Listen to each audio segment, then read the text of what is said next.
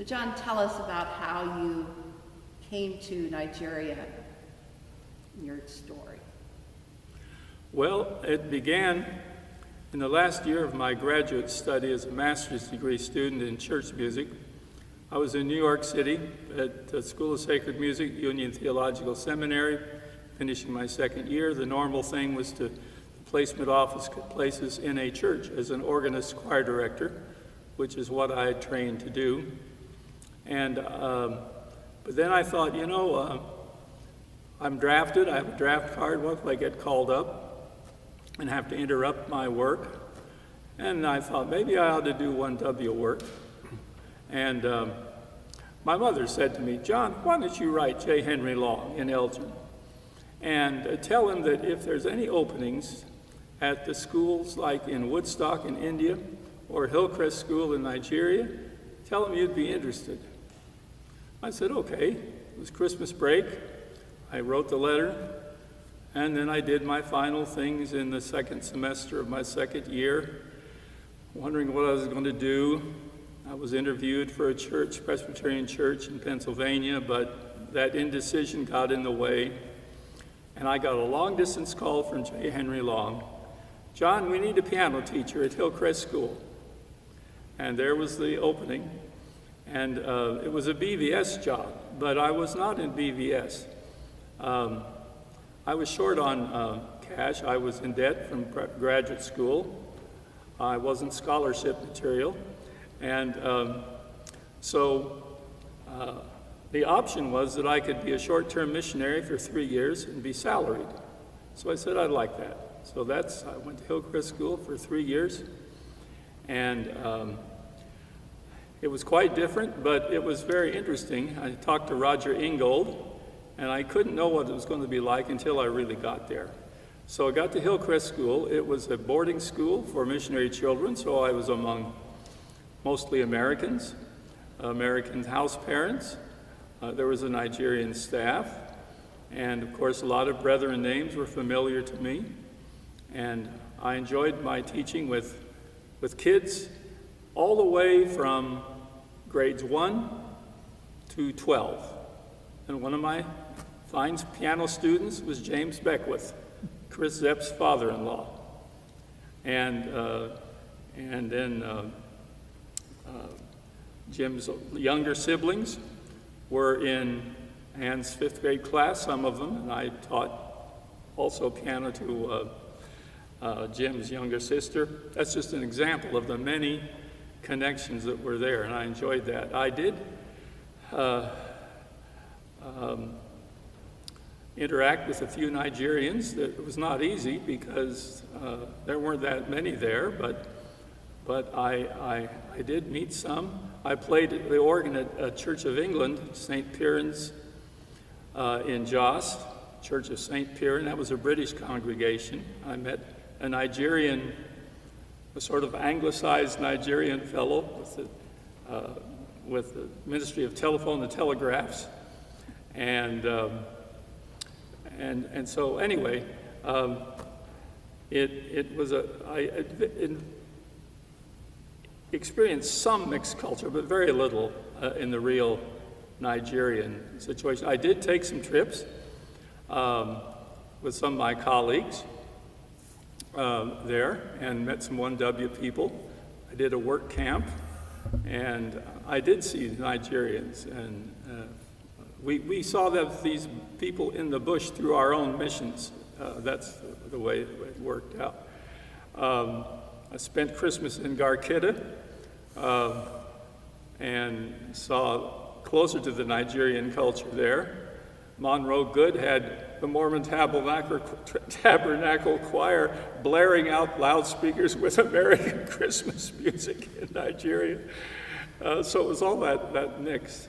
And it's changed my life forever, of course, in this sense that I met my wife there, but she, of course, wasn't Nigerian.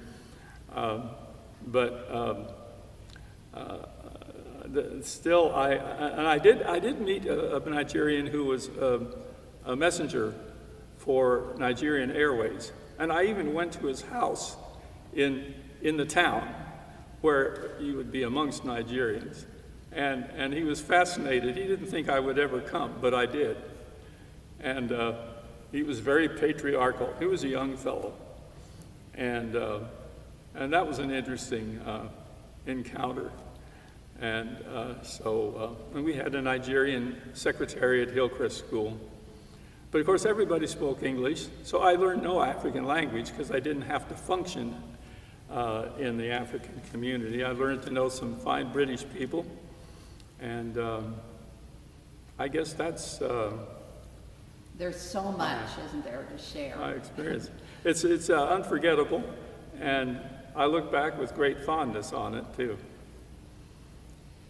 So what would be your prayer, your greatest desire today for Nigeria today? Well, I'm certainly aware of the terrorism that's over there.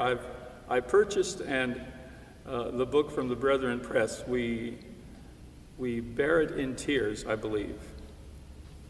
Is that the title? Yes, it is. And We Bear It in Tears. I read it twice because I wanted to look at their faces and pronounce their names and read what they're going through. It's unimaginable. I can't imagine it because I haven't experienced it. And so I pray for them. Of course, that their suffering might be alleviated.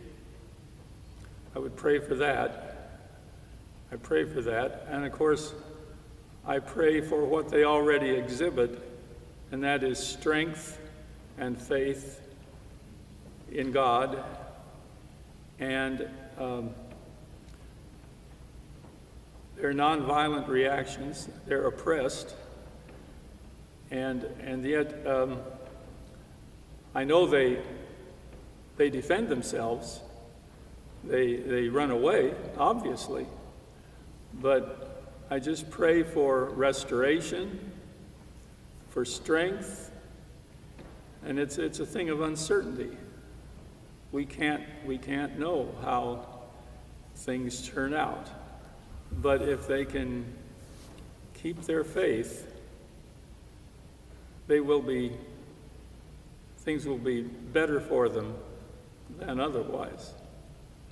So I guess that's my prayer, and I try to keep them in my mind that way. Thanks. Thank you.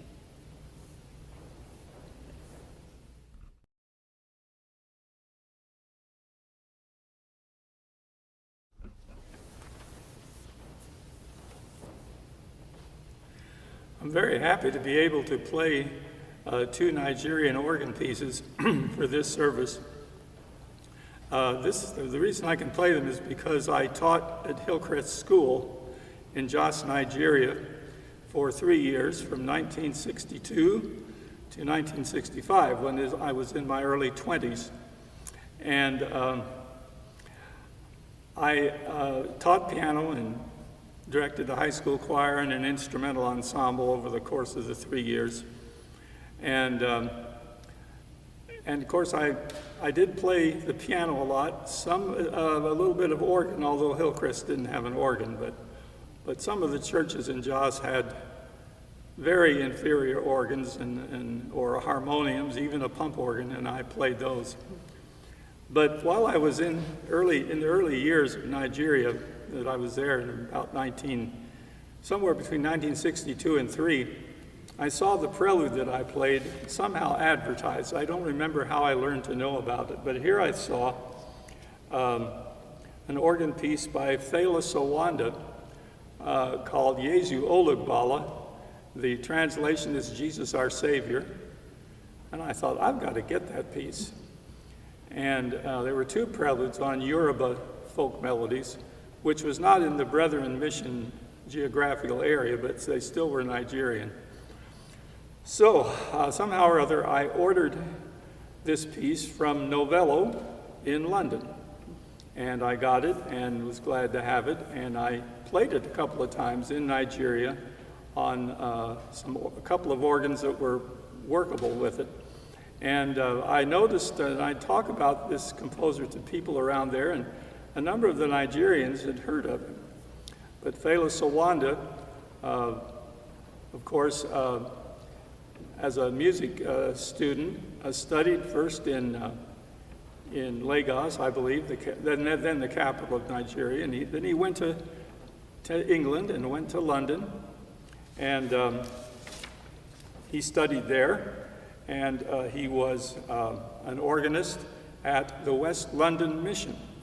He was there during the war. Incidentally, he lived from 1905 to 1987, and so he was in London a while, and then he returned to Nigeria in around 1954, and taught at University College Ibadan, and later on he moved to the United States, and he died in 1987 in Ohio.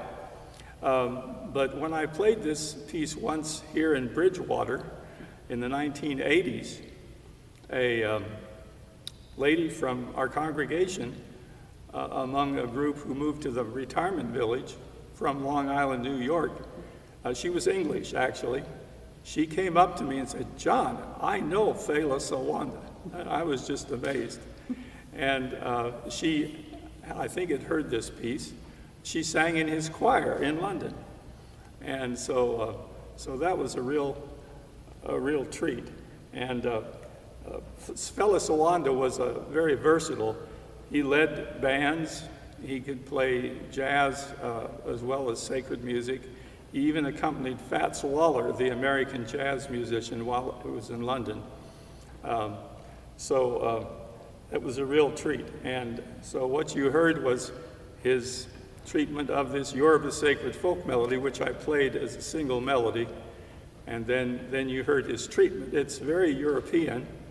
An English composer could have written this piece if they'd have just given him the melody, but this was by Fela Sowanda.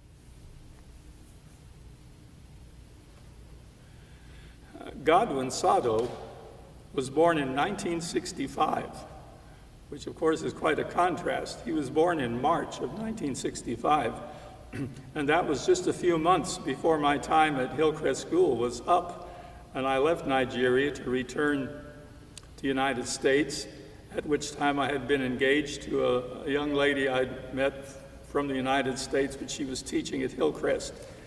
Everybody knows my wife, Ann, my late wife, and but so when I left Nigeria, Godwin Sado was about 3 months old.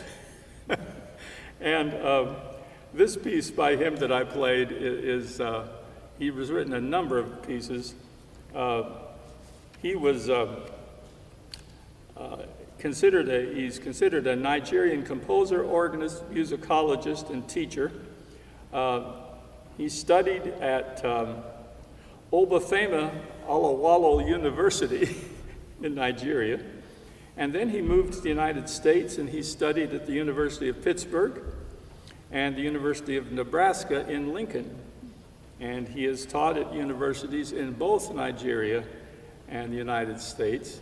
And this piece by him, as you heard it, maybe struck you as it struck me, much more Nigerian, in that the pedal part, it sounds like a drum riff, like just a repeated pattern, and then of course over the drum, the pedal part drumming away, I hear what is presumably the Yoruba church hymn, and also both melodies of both of these pieces are what we call pentatonic, 5-note scale, do, re, mi, sol, la.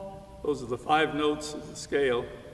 And when I was in Nigeria at Hillcrest, even though I lived in an American, British, European community, I'd hear Nigerians singing our familiar tunes. And sometimes they'd sing our tunes and in a pentatonic way, so that, of course, we have a 7-note scale. Well, they just left out the 4th and the 7th degrees of the scale and sang it, and a lot of the time it worked fine. But, and they, of course, used to sing it in, I suppose it was Hausa, because we were in the northern Nigeria. But Godwin Sado is, I assume, live and thriving, and that's about all I know of.